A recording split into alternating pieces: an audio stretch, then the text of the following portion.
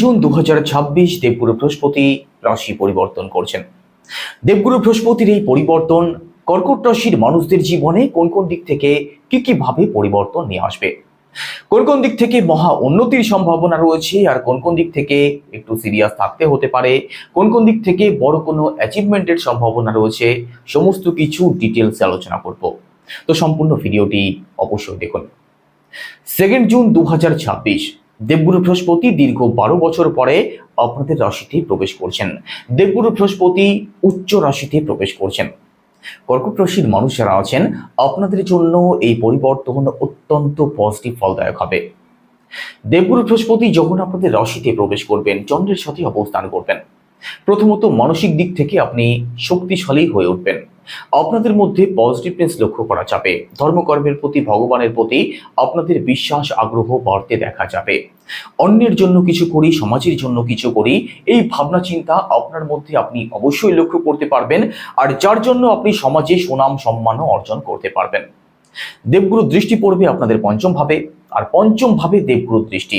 দেখুন, দেবগুরু আমাদের সন্তানের কারক। সন্তানের কারক হয়ে আপনাদের সন্তান স্থানে দৃষ্টি ফেলছেন। তো সন্তান পক্ষকে মজবুত করবেন। সন্তান সংক্রান্ত যে কোনো প্রকার সমস্যা থেকে আপনাদেরকে বের করে নিয়ে আসবেন। যারা ফ্যামিলি প্ল্যানিং করবেন ভাবছেন, সন্তান নেওয়ার কথা যারা ভাবছেন, আপনাদের জন্য তো বিশেষভাবে ভালো সময় থাকবে। আর ওভারঅল সন্তান পক্ষ আপনাদের ভালো থাকবে। সন্তানের স্বাস্থ্য নিয়ে, সন্তানের কেরিয়ার নিয়ে, সন্তানের দাম্পত্য জীবন নিয়ে যারা সমস্যার মধ্যে আছেন, সেই সংক্রান্ত প্রবলেম থেকে আপনি মুক্তির পথ অবশ্যই দেখতে পারেন। একই সাথে দেখুন, 5th হাউস থেকে আমাদের রিলেশনকে বিচার করা হয়। তো রিলেশন সংক্রান্ত দিকটি আপনাদের বেটার হতে দেখা যাবে। রিলেশন নিয়ে যারা সমস্যার মধ্যে আছেন, সেই সংক্রান্ত দিক থেকে দেবগুরু বৃহস্পতি আপনাদের মুক্তির পথ অবশ্যই দেখাবেন। লাভ ম্যারেজ যারা করতে চাইছেন, আপনাদের জন্য তো বিশেষভাবে ভালো সময় থাকবে। নতুন কোনো ফ্রেন্ডশিপ, নতুন কোনো রিলেশন আপনাদের হতে পারে।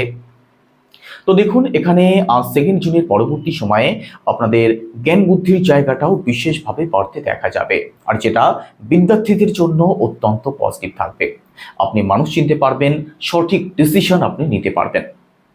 একই সাথে দেবগুরু দৃষ্টি পড়বে আপনাদের সপ্তম ভাবে। তো সপ্তম ভাবে দেবগুরু দৃষ্টি প্রথমত দাম্পত্য সংক্রান্ত যে কোনো দিক থেকে পজিটিভ রেজাল্ট প্রাপ্তি হতে শুরু হয়ে যাবে। সপ্তম ভাবে দেবগুরু দৃষ্টি নতুন সম্বন্ধ নিয়ে আসতে পারে। যাদের জন্য নতুন সম্বন্ধ দেখা হচ্ছে, সম্বন্ধ আপনাদের আসতে পারে, সেই সম্বন্ধ পাকা কথাবার্তা পর্যন্ত এগোতে পারে, এমনকি সেই সম্বন্ধ 4 হাত এক করাতে পারে।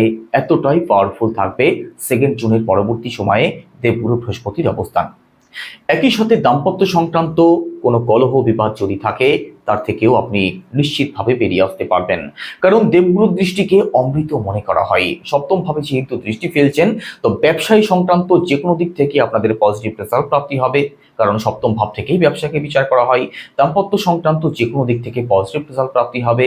যারা পার্টনারশিপ করবেন ভাবছেন, আপনাদের জন্যও অতি উত্তম থাকবে।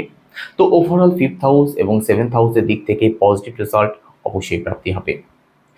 একই সাথে দেবগুরু দৃষ্টি পড়বে আপনাদের নবম ভাবে।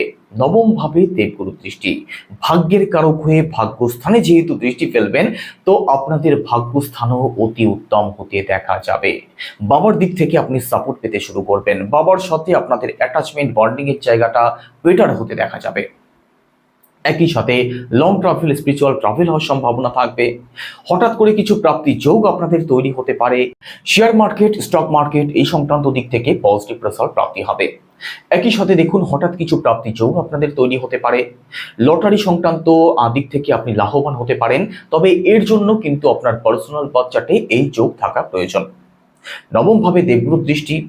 আপনি যদি কোনো সামাজিক ক্রিয়াকলাপ করতে চান, ঘর পরিবারে কোনো শুভ কার্য, মাঙ্গলিক অনুষ্ঠান করতে চান, তার জন্য বিশেষভাবে ভালো সময় থাকবে। তো কর্কট রাশির মানুষরা ভাগ্যের সাপোর্ট যেহেতু পেয়ে যাবেন, তো আপনি যেদিকেই যাবেন, যে কাজই করবেন, জুনের পরবর্তী সময়ে আমাকে অবশ্যই কমেন্ট করে জানাবেন আপনাদের ভাগ্যের দিক থেকে সাপোর্ট প্রাপ্তি হচ্ছে কিনা, বাবার সাথে আপনাদের সম্পর্কের জায়গাটা বেটার হয়েছে কিনা, নতুন কোনো সুযোগ সুবিধা আপনাদের আসতে শুরু হয়েছে কিনা, বাধা বিপত্তির জায়গাগুলো কাটতে শুরু করেছে কিনা। কারণ এতদিন কিন্তু দেবগুরু দৃষ্টি আপনাদের অষ্টম ভাবে পড়ছিল। যে কোনো দিক থেকেই বাধা বিপত্তি আসছিল, কোনোভাবে আপনি সেভিংস করতে পারছিলেন না, কারণ দেবগুরু বৃহস্পতি আপনাদের দ্বাদশ ভাবে অর্থাৎ ব্যয়ভাবে অবস্থান করছিলেন। ওষুধপত্রের কারণে, ডাক্তারের কারণে আপনাদের অধিক খরচ হয়ে যাচ্ছিল। একই সাথে ভাগ্যের কারক হয়ে ভাগ্যস্থানের অধিপতি হয়ে যেহেতু অষ্টম ভাবে অবস্থান করছিলেন, তো ভাগ্যের সাপোর্ট কোনো দিক থেকেই প্রাপ্তি হচ্ছিল না। ষষ্ঠভাবে যেহেতু লর্ড, মানুষের সাথে অকারণ শত্রুতা তৈরি হচ্ছিল, ঋণ বাড়ছিল, রোগ বাড়ছিল, শত্রু বাড়ছিল। তবে এই সংক্রান্ত প্রবলেমগুলো থেকে কিন্তু এবার আপনি অবশ্যই বেরিয়ে আসতে পারবেন। ভাগ্যের সাপোর্ট আপনি পাবেন, আর ভাগ্যের সাপোর্ট যেহেতু আপনি পাবেন, যেদিকেই যাবেন, যে কাজই করবেন, সেই দিকটাই আপনাদের জন্য অবশ্যই পজিটিভ হতে দেখা যাবে। তো দেবগুরুর পরিবর্তন আপনাদের জন্য এই সংক্রান্ত দিক থেকেই পজিটিভ চেঞ্জ নিয়ে আসবে, আর সমস্ত কিছুই পজিটিভ চেঞ্জ হবে। আপনার পার্সোনাল বার্থ চার্টে দেবগুরু বৃহস্পতির অবস্থান যদি একটুও ভালো হয়ে থাকে, তাহলে আপনার জীবনে পজিটিভ চেঞ্জ অবশ্যই আসবে। কেমন লাগলো আলোচনা অবশ্যই কমেন্টে জানাবেন। সবাই ভালো থাকুন, সুস্থ থাকুন। যদি আলোচনা ভালো লাগে লাইক করতে পারেন, শেয়ার করতে পারেন।